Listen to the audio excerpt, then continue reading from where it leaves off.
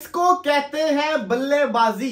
England वालों, इसको कहते हैं बल्लेबाजी। 207 के ऊपर 390 के अंदर ढेर हो गए। उसी पिच के ऊपर, उसी कंडीशन के ऊपर एक यंग बच्चे ने, वो बच्चा जिसने इंग्लैंड को मार मार भरता बना दिया हुआ है। पहले उसने 200 मारा, फिर उसने 100 मारा। मैं इंग्लैंड को क्यों बोल रहा हूं? हमें सोचना चाहिए कि हम इस बेसबॉल के हाथों 3-0 से हारे। शर्म आनी चाहिए कि हम कैसे इनसे 3-0 से हार गए। इनका क्या हाल हो रहा है? यही मैं आपको दिला भाई शर्तिया कह रहा हूं। यही इंग्लैंड होता ना पाकिस्तान के अंदर। एक दिन में इंग्लैंड ने 207 किया होता, अगले दिन में उन्होंने 500 तक ले जाना था आराम से मार। ये इंडिया था जिसने इनको पकड़ लिया और 319 के ऊपर पकड़ लिया। आप देखें, पहले उनसे बल्लेबाजी नहीं, उसके बाद जब बल्लेबाजी इंडिया करने आया तो उनके विकेट भी गिरी थी। क्या शानदार किस्म का 100 मारा है जायसवाल ने, यशस्वी जायसवाल। आप ये देखें, इस बच्चे के टेस्ट मैचेस देखें, इतने कम है और इसकी सेंचुरीज देखें। एक 170 वाली सेंचुरी, एक आपका उसने 200 मार दिया और फिर एक शानदार किस्म की सेंचुरी आ गई है। शुभमन गिल ने भी उसका शानदार किस्म का साथ दिया। लगा, देखिए पहली इनिंग्स के अंदर शुभमन गिल लग रहा था अंडर प्रेशर, लेकिन आज गिल ने साबित किया कि गिल ने रन किए हैं। शुभमन गिल ने ना आज जरा थोड़ा सा स्लो था, वो इसलिए मुझे उसकी वजह समझ आई है क्योंकि जायसवाल अच्छा खेल रहा है। शुभमन गिल ने दूसरा एंड जो है ना वो लॉक करके रखा हुआ था, संभाला हुआ था। और ये बड़ी अच्छी प्लानिंग है कि उसने एक एंड संभाल कर रखा, क्योंकि अगर वो भी आउट होता तो आगे विकेट्स मजीद गिरने का चांस था। अब देखें, लीड माशाल्लाह बड़ी लीड हो गई है, बहुत ज्यादा लीड हो गई इंडिया की। मैं समझता हूँ कि इंडिया आज भी खेले, पूरा दिन लगाएगा इंडिया अगला कल का भी कम से कम आधे से थोड़ा ज्यादा दिन खेले और फिर इंग्लैंड को बारिश दे। कम से कम बिना 500-550 लीड अगर बज गई ना, इंग्लैंड तो मर जाएगा। मैं बाकी कह रहा हूँ इंग्लैंड मर जाएगा और इंग्लैंड के वाकई बड़ी चपेट होगी। इसलिए मैं कह रहा हूँ बात, क्योंकि आप इंडिया की ना बैटिंग देखें जरा। इंडिया की बैटिंग जो थी वो बड़ी यंग और वो बड़ी अनएक्सपीरियंस बैटिंग आप उनकी बैटिंग को छोड़े, उनकी बॉलिंग पे आया। जरा किसी ने सोचा था 319 पे फुड़केगी? बिल्कुल ऐसे ही है। मैं तो एक्सपेक्ट नहीं कर रहा था। मैंने कल कहा था कि इंग्लैंड 350 कर लेगा।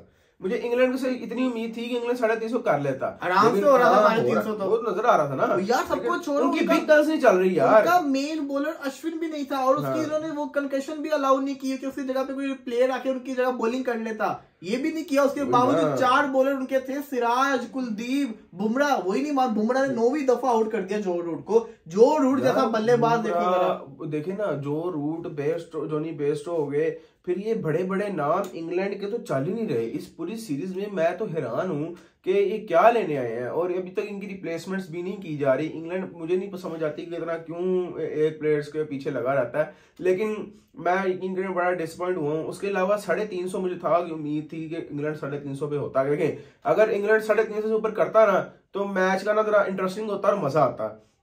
इंग्लैंड इतनी जल्दी आउट हो गया। उसके अलावा फिर आप देखें, अगर अब इंडिया भी जिस तरह खेल रहा है और कल भी अगर मुझे उम्मीद है कि इंडिया कल आधे दिन से ज्यादा खेलेगा, अगर इतना इंडिया खेल जाता है तो मेरा ख्याल है कि ये वन साइडेड मैच हो जाएगा और ये इंटरेस्टिंग नहीं होगा। मुझे ना अफसोस हो रहा है कि हमने ना अपने सरों पे सवार कर लिया था बेसबॉल को। वाकई भाई बेसबॉल क्या है? बेसबॉल ये है कि एक सेशन उनका अच्छा गया तो अगले सेशन में वो ढेर हो जाते हैं और ये पहली दफा नहीं हुआ। ये मैं इसलिए बात कर रहा हूं क्योंकि 3 टेस्ट मैचेस में 3 दफा ऐसा हो चुका हुआ है कि जब वो लोग एक दिन अच्छा खेलते अगले दिन आके वो बड़े कम रन में आउट हो जाते हैं। ये चीज हम समझ ही नहीं पाए, हमारे बॉलर्स को ये चीज समझ ही नहीं आई। पिच कितना सीधा है, बिल्कुल सीधा पिच है ना।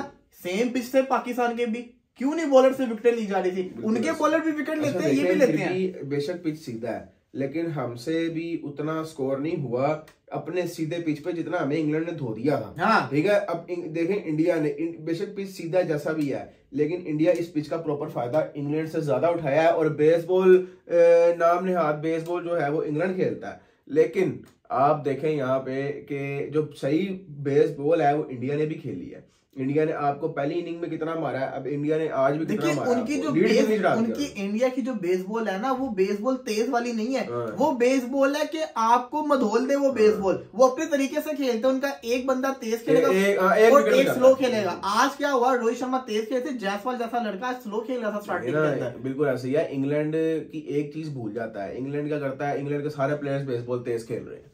सबसे बड़ा मसला यही तो मसला है, वो विकेट नहीं बचा रहे। जो रूट को समझना पड़ना है, जो रूट है Virat Kohli, Kane Williamson, Steve Smith, Babar Azam type का प्लेयर, उसको ये विंगी टिंगी शॉट स्वीप खेलना, इधर उधर खेलना, उल्टी शॉटें खेलने का तुक नहीं बनता। उसको एक एंड उसको स्लो खेलना चाहिए। वो अपना एक एंड संभाल के रखे। वो तेज खेलने जा रहा है। ये तेज खेलने वाला रोल है बेन डकेट का, जैक करोली का, ओली पॉप का, बेन स्ट्रोक का। उनको वो तो अपना रोल निभा रहे, जो रूट को क्या पड़ी है। और सबसे बड़े इंग्लैंड की फेलियर की वजह एक तो जो रूट, दूसरा जोनी बेयरस्टो, ये दोनों के दोनों नहीं चल रहे और यही वजह बन रही है। उनके टॉप 3 चल रहे हैं, बेन स्ट्रोक भी चल रहा है, ये जो दो नहीं ना चल रहे, इन्होंने पूरी टीम को बुरा हाल किया हुआ है। अभी भी क्या पता इंग्लैंड किसी तरीके से इस मैच में वापसी कर ले। बड़ा हम हर दफा कहते हैं कि वापसी नहीं हो सकती, लेकिन वो कर लेते हैं। लेकिन फिलहाल के लिहाज से इंडिया बहुत स्ट्रॉन्ग पोजीशन के ऊपर अभी नजर आ रहा है और भारत ने एक तरीके से आप कह दे के 10 खिलाड़ियों के साथ खेल रहा है। ये भी नहीं है कि वो पूरी टीम के साथ खेल रहे हैं, वो 10 खिलाड़ियों के साथ खेल रहे हैं। उनकी बैटिंग के अंदर अश्विन की कमी है, लेकिन फिर भी जिस किस्म की उनकी बैटिंग चल रही है, ऐसा लग रहा है कि वो तो बहुत मारेंगे। अश्विन की मुझे नहीं लगता कि जरूरत पड़ेगी उनकी बैटिंग में, जिस तरह वो खेल रहे हैं। और मैं यकीन करें, मैं पर्सनली अब चाहता हूँ कि इंडिया कम से कम 500 मारे, 500 जरूर मारे। और इंडिया 500 मार सकता है इंग्लैंड को, इसमें कोई बड़ी बात नहीं है। इंग्लैंड ने जिस तरह पहली इनिंग में भी 450 तक कर लिया था, उसके बाद अब भी इंडिया जो है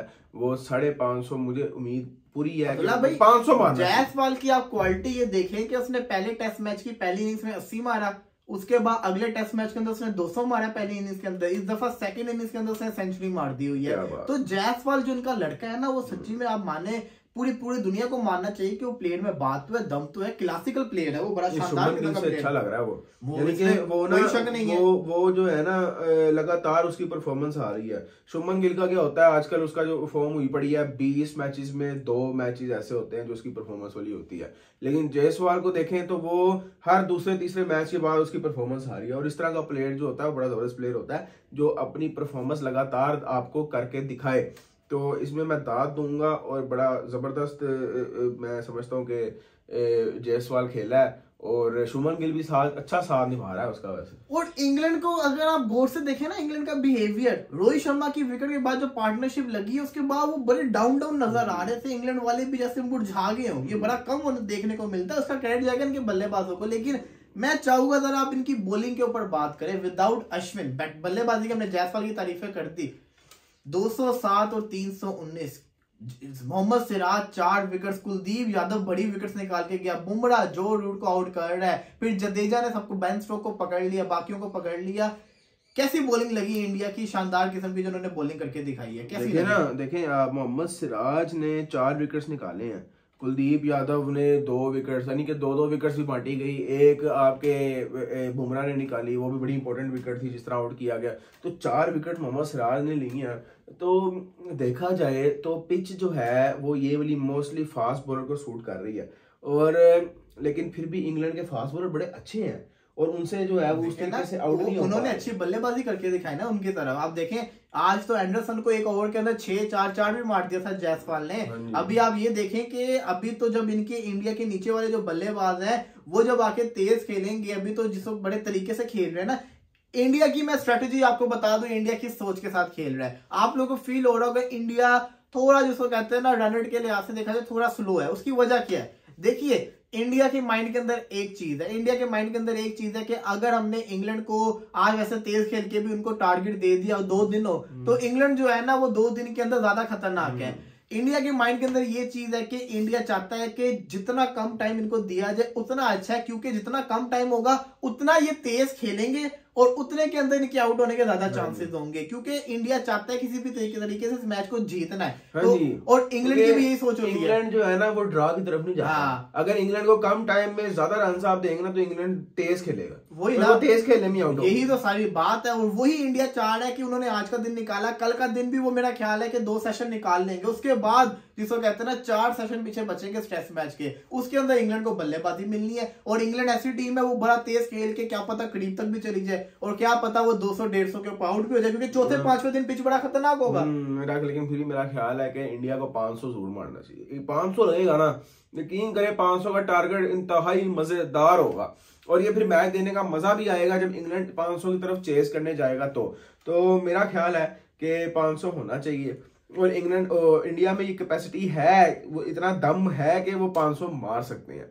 और अभी इंडिया की तो तकरीबन देखें ना सारी बैटिंग पड़ी हुई है और मुझे लगता है कि सरफराज खान भी अगर आज खेलने जब आएंगे तो वो तेज खेलेंगे। आज तो मुझे लगता है कि नहीं, कल ही आएंगे तो वो तेज खेलेंगे और हमें मैं पर्सनली चाहता हूँ कि हमें उनकी तरफ से भी एक बड़ा स्कोर देखने को मिले। बिल्कुल बिल्कुल 100 जरूर मिले देखने को, मैं उनको पर्सनली 100 करता हुआ देखना चाहता हूँ। सरफराज खान, ध्रुव जोड़ल हो गए। अब देखिए ना, अश्विन की कमी इनको बैटिंग में फील हो सकती थी अगर ये कोलैप्स करते। इनकी बैटिंग ने स्टैंड कर लिया, इनकी बैटिंग ने रीजनेबल। देखिए अगर इंडिया आते साथ ऑल आउट भी हो जाता ना, पीछे एक अच्छा टारगेट है। जी जी बिल्कुल 300 प्लस का अच्छा टारगेट पीछे बोर्ड के ऊपर लगा हुआ है, तो वो जिसको कहते हैं ना फाइटिंग टोटल है। अब जितने भी करने बोनस करने ऊपर नहीं देखे ना, हाँ उतना तो लगा हुआ है, लेकिन फिर भी अगर आप 500 के करीब करीब जाते हैं ना, तो फिर इंग्लैंड को बहुत बड़ा धचका लगेगा और इंग्लैंड एक तरह से इतनी डाउन हो जाएगी, इतनी डाउन हो जाएगी, आपको उनका मोराल डाउन नजर आएगा। लेकिन फिर भी इंग्लैंड ऐसी टीम है जो कोशिश करती है, ट्राई करती है, करीब जाने की कोशिश करती है।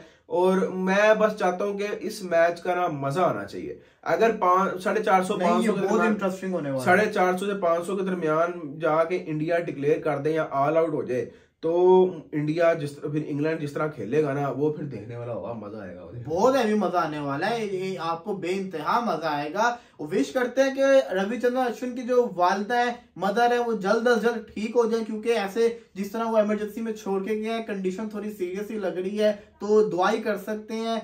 सारी जिसे कहते हैं बेस्ट विशेष है अश्विन के लिए, जल्द से जल्द वो अपनी इंडियन टीम को ज्वाइन भी करें। अब देखिए ना, इस वक्त इंडिया की टीम कितनी कमजोर नजर आएगी अगर कोई दूसरा बंदा देख रहा हो।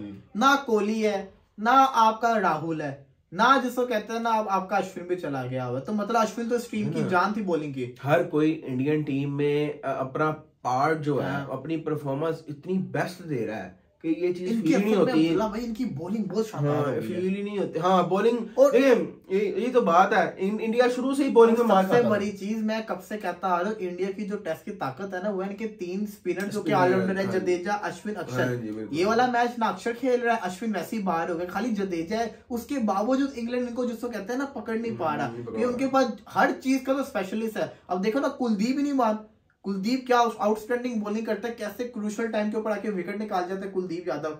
ऐसे बॉलर होना बड़ा जरूरी होता है टीम के अंदर। आपके पास ब्रार अहमद आया, बुमराह बड़ी इंपॉर्टेंट विकेट लेता है, सिराज ने जिस तरह परफॉर्मेंस दी वो भी बड़ी जबरदस्त। लेकिन ना सिराज पे बातें हो रही थी पहले 2 टेस्ट मैचेस के बाद, इसको ना कि नहीं खिलाना चाहिए पहले टेस्ट मैच के बाद, तो सिराज आया। सिराज इसको पहले 2 टेस्ट मैचेस में बड़ा कम, पहला टेस्ट मैच खेला पिच भी ऐसी थी ना, वो पिच भी ऐसी थी कि उस पे फास्ट बॉल इतना चलना नहीं था, तो वो सही है यार, वो उसमें बड़ा कम उसने अपनी कला से ही जिसको कहते हैं ना विकेट्स निकाली है। क्योंकि आपने देखा होगा पहला आउट तो ओली पोप को उन्होंने किया था, बड़ा वो बॉल अंदर की तरफ आया था, उस पर इशू भी क्रिएट हुए थे कि वो हाइट का आ रहा है, ये वो आ रहा है, लेकिन फिर भी बड़ी शानदार किस्म की इनकी परफॉर्मेंस चलती जा रही है। अब आपने क्या बताया, 500 450 से 500 450 से 500। मेरा भी ये मानना है कि देखो 350 से 400 जो होता है ना, वो इंग्लैंड की रेंज के अंदर होता है। इंग्लैंड हमेशा इसमें हावी रहता है, लेकिन अगर टारगेट आपका 400 से 450 के दरमियान में, तो वो फाइटिंग बहुत ज्यादा हो जाएगा, इंग्लैंड को मुश्किल क्रिएट करेगा। लेकिन अगर 450 से 500 वाला टारगेट है, तो फिर तो इंडिया आराम से जीता हुआ है, फिर आराम